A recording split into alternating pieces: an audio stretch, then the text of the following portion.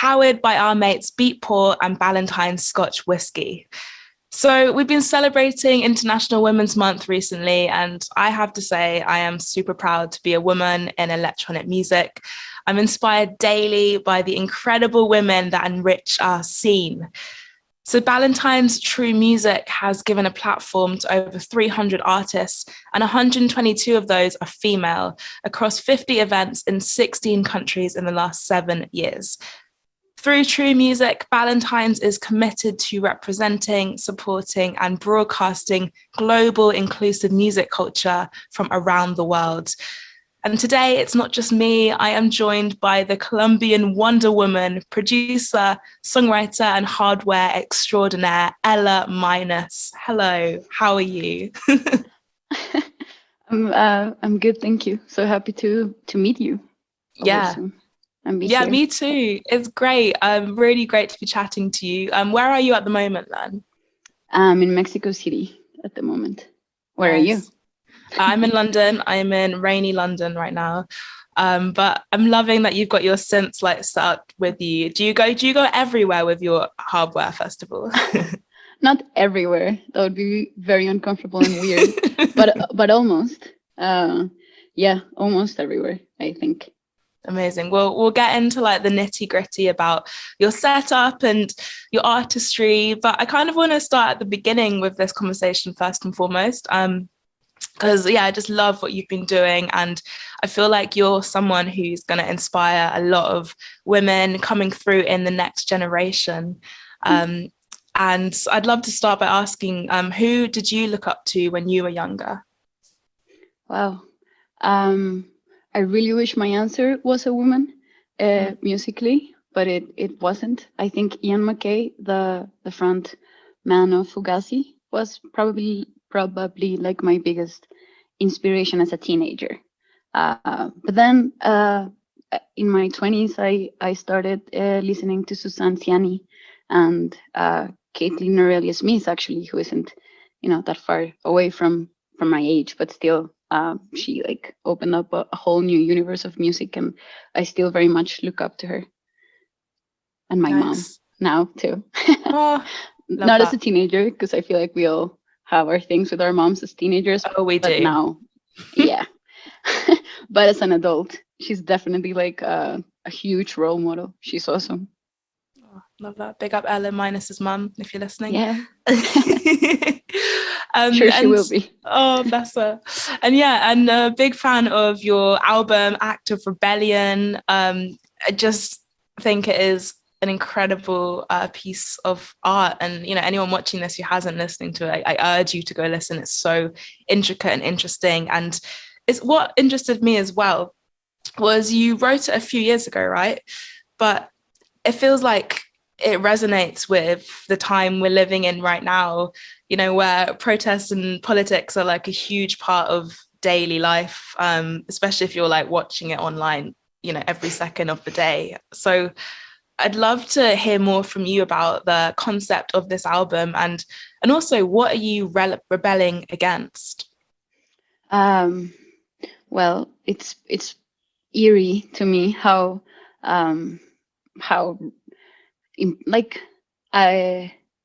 current it felt to release it in 2020, because I really was, this album it's my first one, so I wasn't used to taking so long between making it and releasing something. Everything I've done before was self-released, and it was like 4-song EPs for years, so I was very used to like a way faster pace of work without a label and like more people involved, and I was freaking out about it not being relevant if we waited too long, because I felt like it was so specific. I felt self-conscious to have made such a specific like debut album, where I feel like most artists now try to be as broad as they can to like reach as many people as they can. So the music, I hear a lot that like a way of thinking in musicians, like I'm gonna write a song on my album, one song to fit someone, so that everybody likes the song on my album and like I can reach more people. And I keep like most of my friends think that way, and I was like, oh my god, I did the opposite. Like my album is so specific, and I'm gonna probably alienate a lot of people. Anyway, I was very insecure about it, but it's eerie to me how I really don't think it could have come out in a more perfect time. And that question about what I'm rebelling against, I think for me, this was actually an extremely personal album. And because it was my first one, I think it's a recollection of myself. And I really went deep and I was like, who am I? And like, what am I, what can I give to the world that only I can give? And I realized that one of the things I've done the most in my life is just rebel. Like, I was a drummer my whole life, and I probably did that only because I didn't see any other female drummers around, and I like wanted to prove that I could do it. And every time somebody told me I couldn't do something, I like dedicated my life to it, and I did it. So in a way, it's just like a personal rebellion against every single thing. It's just like an invitation to question everything and build our lives based on our own answers. And obviously that's my invitation. That's what I wanted to say with the album. But when you take that out of a personal context, it really fits, politics and really our world right now, which I don't think there's a separation between personal and politics. And that's also a big part of why I think the album is resonating so much right now.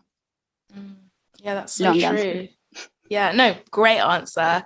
And also, I want to say, when I was younger, I really wanted to learn the drums, and it's my biggest regret because, like you said, like I never saw girls drumming. So like, I think I mentioned it to my mum or my dad, and they were like, well, like they weren't bothered because it wasn't like a thing like a 10-year-old girl would do. But I wish I'd done it.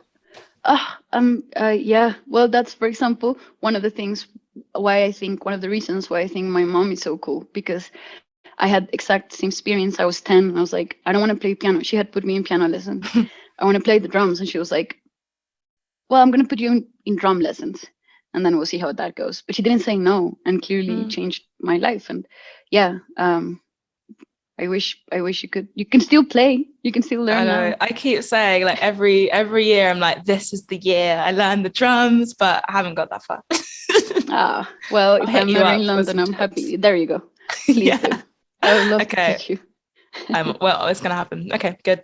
And yeah, also I think what is also great about you is, as we can see behind you, is the extensive equipment and hardware and synths. And I would love for you to tell us about your relationship with your hardware and I guess in the context as well of making your album. Sure. I don't really know how it started. I think I actually I loved electronic music, and I actually was going to school to code because I just wanted to program synths for like software synths for people as a side job to playing drums. And through those years, every time more, I just like got more fascinated with physical synthesizers and not laptop ones. Like, I think the more you learn about synthesis, the more interesting the physical aspect of it is, and circuits and just electricity itself. So I naturally just gravitated toward hardware. And, it took a lot of years for me to just like have, it's not a lot of stuff, but, a lot of people look at it and they're like, oh, it's so expensive. And it really isn't, because I like didn't go to the shop one day and bought everything I have. It's like, it's been a process of years. And I, bought the MPC like for $100, super fucked up, and I just fixed it myself. And wow. I think that's why I feel such a personal relationship as well, because I've opened them up and like fixed them, and I know how they work. And I think because I come from playing drums, like for me the physicality of playing an instrument that I can touch and play physically, it's just what makes me feel creative. And I think it's different for everybody, but that's just what has worked for me. So yeah, and also, again, another rebelling thing that I realized is that when I started this project, which was really just like a personal catharsis for me too, I was bored with bands and I was bored playing drums, and I was like, I've done this all my life. This can't be it. Like, I have to do something else. And I realized most of the electronic music I heard was super produced and like layers and layers and layers and layers of stuff. And like, it was so hard to hear humans, and then you had people like Fortet and like people that actually you instantly hear the soul when you hear their music. So I was thinking a lot, like, it's not electronic music, it's certain people that just, add layers. And like, I wonder what I could do if I like put myself very strict rules. Like, I'm only going to use this hardware. And because I come from a band background, it's like a drummer, a bass player, like a key player, and that's it. And like, if you're recording, also I played jazz as a drummer. So I think my mindset was like, what if I see this as a jazz band and like we play live, and there's no overdubbing, there's no doing it again, there's just like one live take. And that's how I made the album, just honestly like as an experiment to see if I could do it and to see what would come out if I did it like that. So I only used exactly this, what you see, to make the entire album. Yeah. That is like incredible. So self-sufficient is a word that comes to mind. And also I love, like the jazz element, like that improvisation. I think you talk about that a lot as well. Because you can't get that from doing it on a laptop, can you? You've got that sort of making it up as you go along, jazzy flow. Yeah.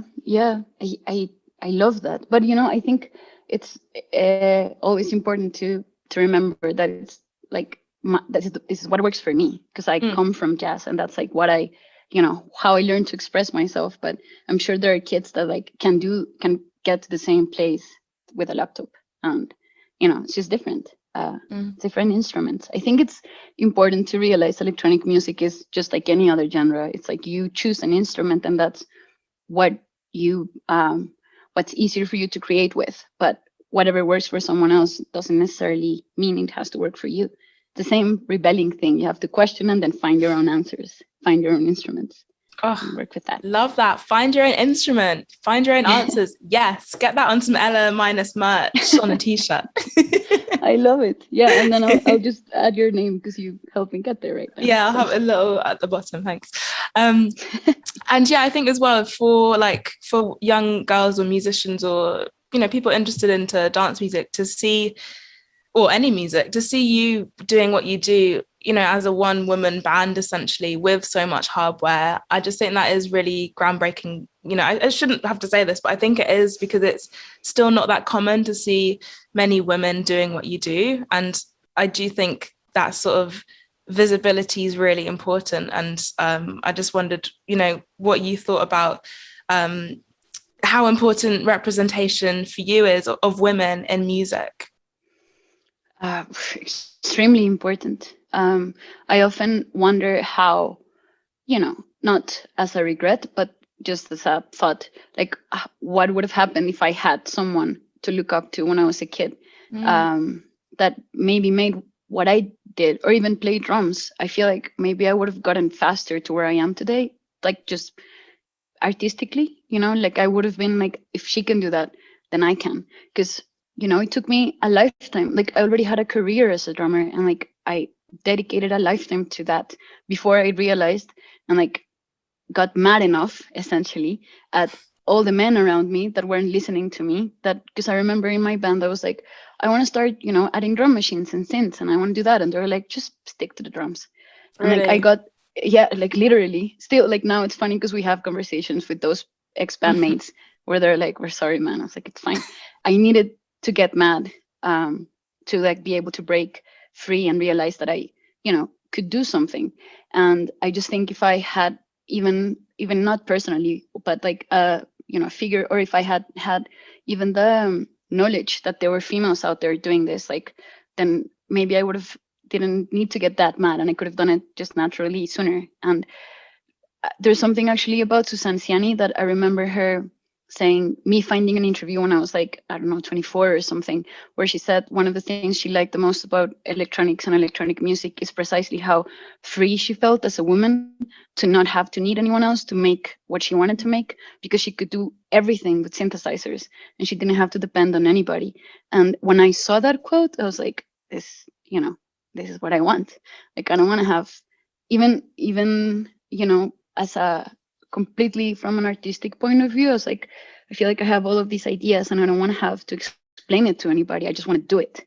And I really think if I even can be an example, or like any girl is listening to this right now and they hear me say that and they're like, I don't need anybody and I can just get a synth or a laptop and do whatever I want, then that's so powerful. So I think it's really important to be like shed a light on girls doing cool things on their own, because so we need more of that.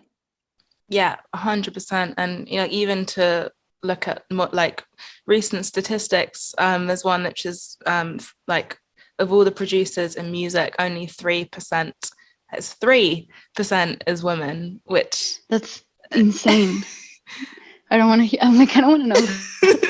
Well, if it does anything for visibility, actually, every single person involved in my album is a female. Without me, like, I didn't make that decision. I was like, I want to work with this. Her name is Marta Saloni. She's actually in London too. It's like, I've never mixed with anyone before. I want to mix with the best one. And I've knew about her and I like contacted her. Same with mastering, same with my A&R. We're all females, and it's not, in my album, it's 100%, if that makes that statistic a little, maybe 3.1% or something.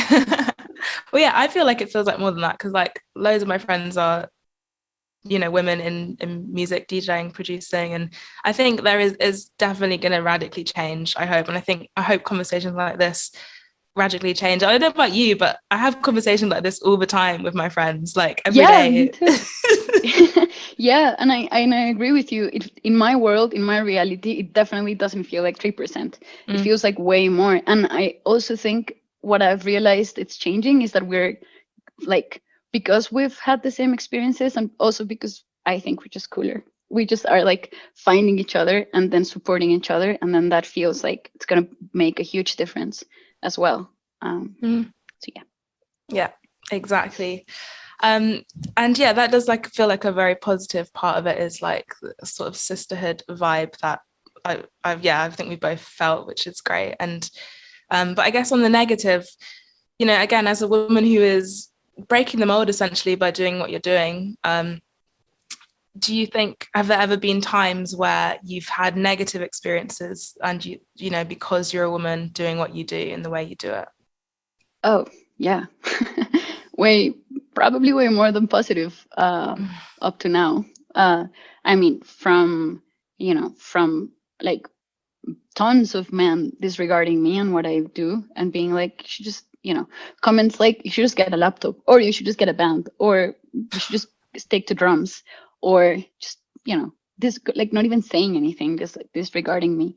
To like sound house engineers, because I get to, I tour by myself still. Like, I can't afford to like have a sound guy or anything, so I'm always by myself. And like sound guys, which are like 99% of the times they're men, they see me with all this gear and they like instantly start like touching stuff, and they're like telling me I mean, it's insane, like touching the mixer and being like, like, don't go past this, and like, don't do this. And I'm like, are you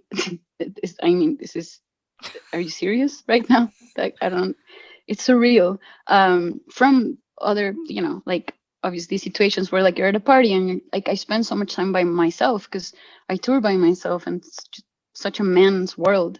So everybody hits on you, and then they get mad if you like reject them. And I like started not partying when I'm on tour just because I don't feel safe, just because I'm always by myself, and it's not just doesn't feel like a safe space to me.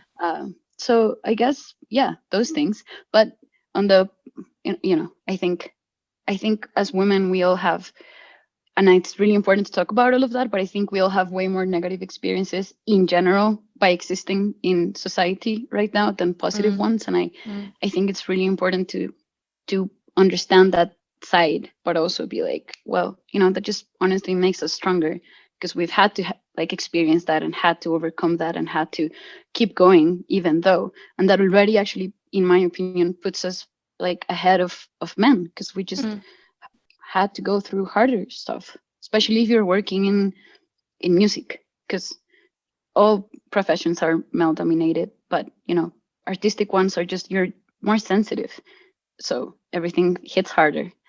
Yeah, 100%.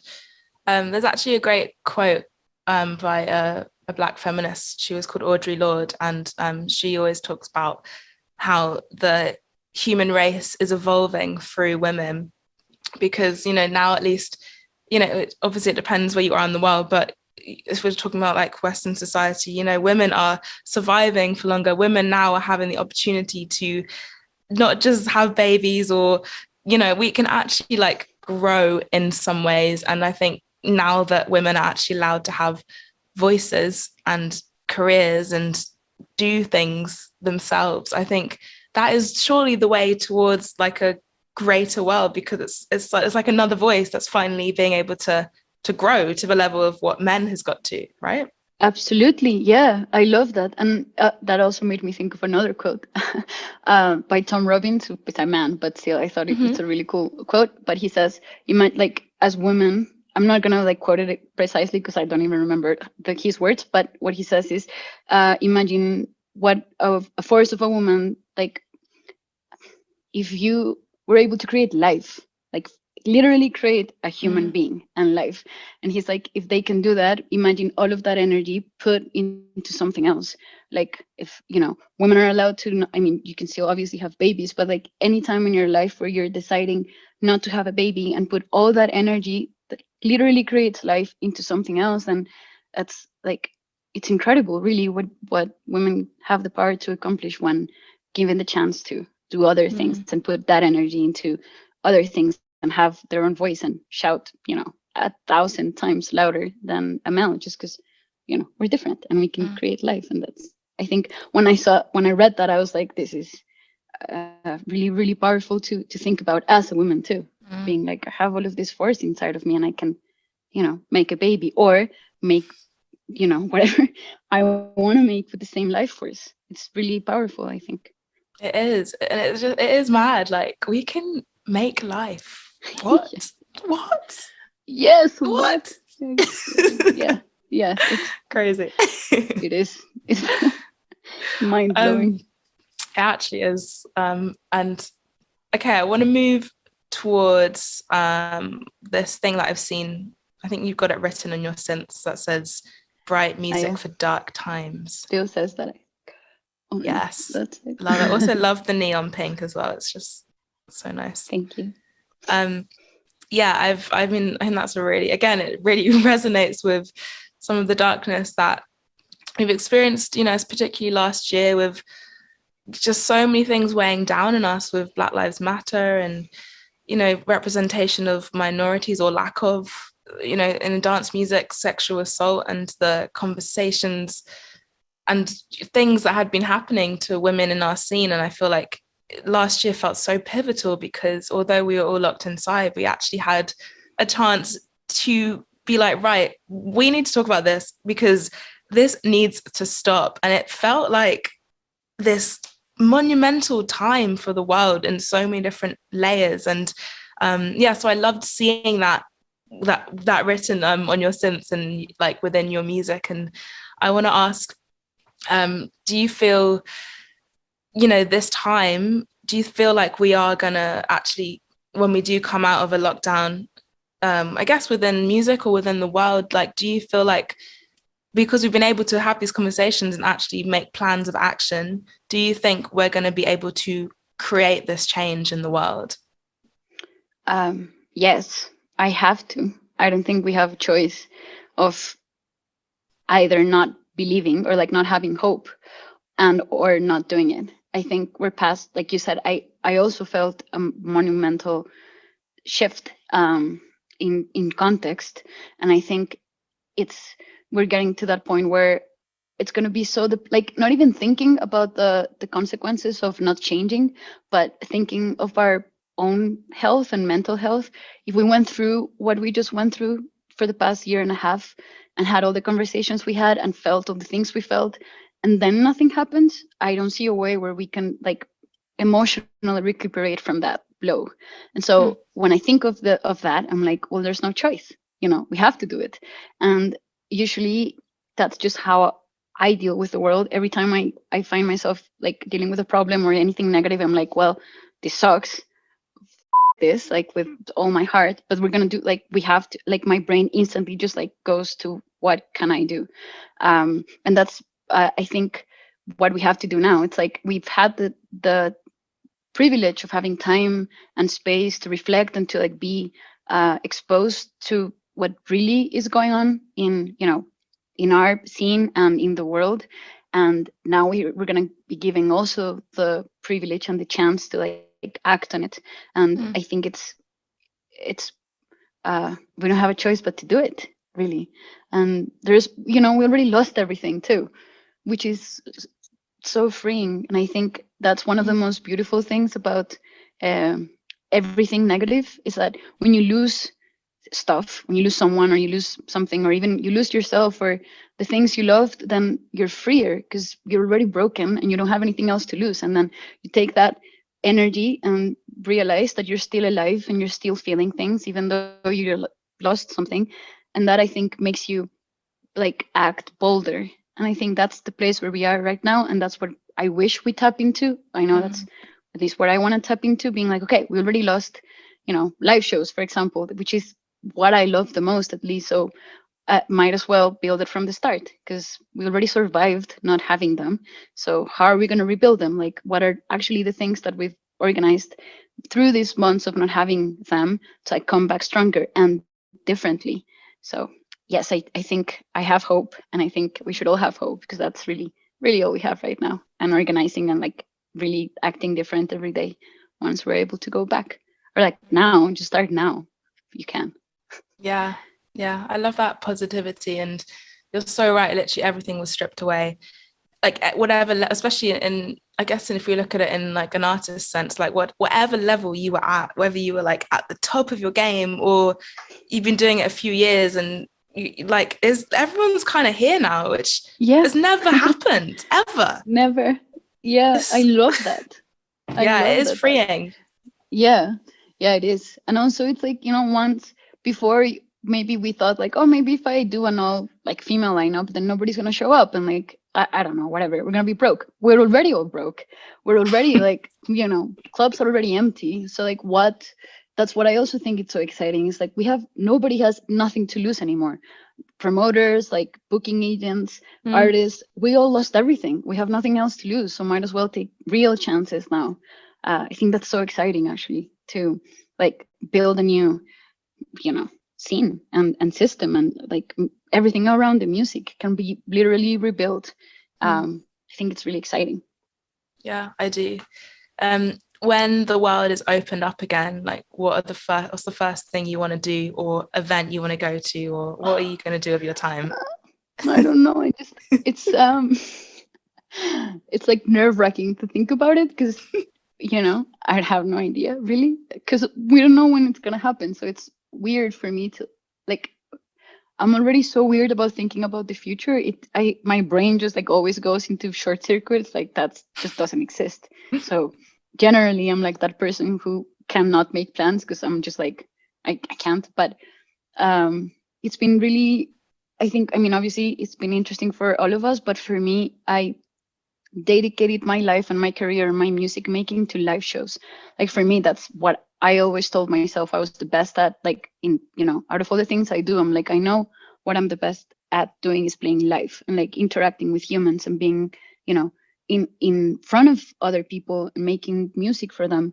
And I built my entire identity and my album and everything around that. And then I obviously didn't have that while I released my first album, and it was such a, interesting experience, because first I was freaking out, and then I don't think I've ever released something that has resonated more with people than this. And I didn't have shows, so when you ask me that, I instantly think like a live show, and then I'm like, is it a live show? I don't know. I I don't know anymore. But I do look forward to meeting, like I've missed meeting new people at shows and like being exposed to new music by DJs that I don't know. I love that. And I think I think I just miss listening to loud music in a place full of strangers and music that I don't know. That's like blowing my mind for the first time. I think that's what I'm looking forward to. I just realized it. Sounds great to me, to be honest. I've just got a couple more questions for you. The first is just real quick. What advice would you give any up and coming artists who will be watching this? Words of wisdom. Do whatever you want all the time with every single thing you do. just listen to yourself and do whatever you want. Don't listen to anybody else. Love that. Great advice. And finally, we're chatting today because you are, I think, somewhat iconic and just groundbreaking and just doing your thing and doing what you want and doing it well. And my final question is, what do you want to be remembered for as Ela Minus in this world? Wow, this is such a heavy question. Wow. I went there. You did. I love it. I was just not expecting that. I think probably being free. I hope freedom, like just an icon of, I don't know why, just that word, because I'm like freaking out that you called me iconic, so that word is in my brain, but I do not consider myself iconic at all, but thank you very much.